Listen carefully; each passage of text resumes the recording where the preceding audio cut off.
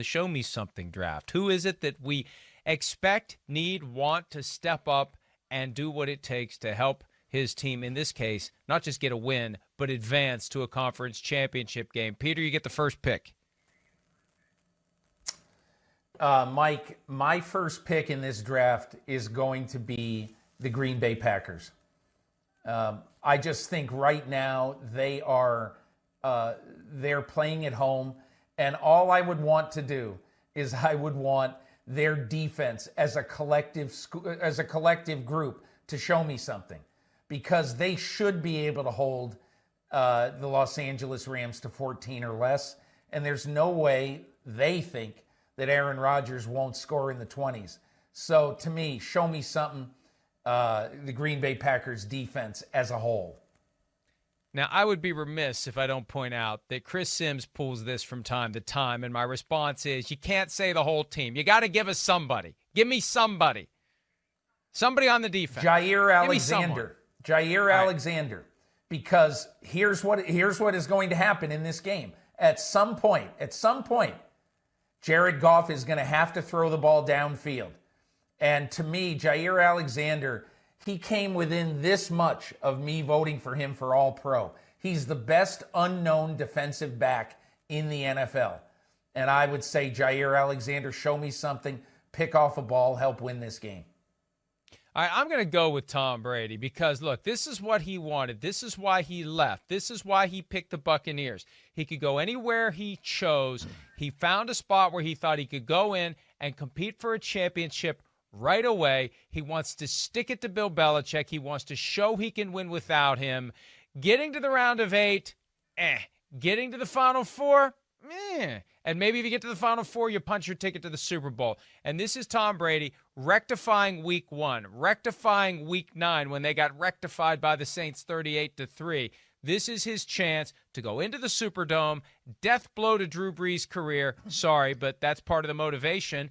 And take your team to the NFC Championship. And it's all going to be on him. It's either going to be he got it done or he didn't get it done. We're not going to be talking about anybody else from the Tampa Bay Buccaneers. If they win or if they lose, it's all going to be Brady.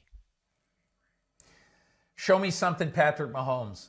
Last 4 games he played this year, all under 100 passer rating.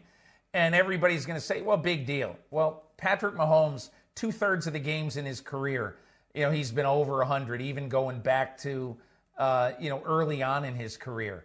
So it means something. It means something that the Kansas City offense struggled mightily to win against 4-12 Atlanta in his last game. So he's had 20 days to figure out what is going on. He's been sitting around with Eric Bieniemy, with Andy Reid, with Mike Kafka. They have really tried to figure it out, and this is a brilliant coaching staff. So I think they probably have figured it out, but he's going to have to do it against a young, hungry, Myles Garrett-led defense. Show me something, Patrick Mahomes.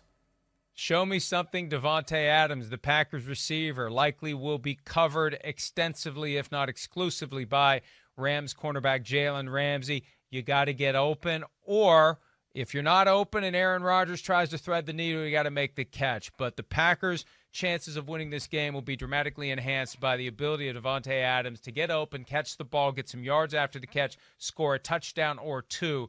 That's when you know things are going well for the Packers. It's going to hinge offensively on Devante Adams, Peter. Show me something, Matt Milano. And Mike, I can't say the Buffalo defense, so I'm going to pick out one player. And Matt Milano is sort of your spy guy on the Buffalo defense. And he is the one who has got to avoid being made to look silly by Lamar Jackson when he takes off out of the pocket. It was very interesting watching all of the various TV productions on the ESPN Megacast the other day. You should have heard Rex Ryan, Keyshawn Johnson, Teddy Bruschi tear apart the Tennessee defense on that long touchdown run by Lamar Jackson. Well, Lamar Jackson is going to do it again at some point. I don't know if it's going to be a touchdown, but he's going to leave the pocket and have some open space. And the Matt Milanos of the world, one of the first draft choices of Sean McDermott when he became the head coach is going to have to be at the tip of the spear of the Buffalo defense to really make Lamar Jackson feel it when he leaves the pocket. I hate to go back to a game that I've already picked someone from, but I can't ignore the glaring show me something sign that is parked over the head of Drew Brees. Because this may be it for Drew Brees, right? Yeah. You said it earlier in the show. You don't want your career to end with a loss in the Superdome to Tom Brady. You don't want it to go out this way. You want to walk off into the sunset with Super Bowl trophy number 2. All these guys that have won, all these quarterbacks with one, Peter, are so obsessed with getting to number 2. Think of all the great quarterbacks out there who have won. Drew Brees, Russell Wilson, Aaron Rodgers, Patrick Mahomes. They got 1. And what they want more than anything else is 2. There's a different feel to your career when you get 2. Brees is the first ballot Hall of Famer either way. But getting to 2 is something that I'm sure he's obsessed with, especially because he's so intensely competitive. This is not the way he wants to go out. Hi, I'm Mike Tirico, and thanks for watching. Make sure to hit subscribe for the latest news and highlights from NBC Sports.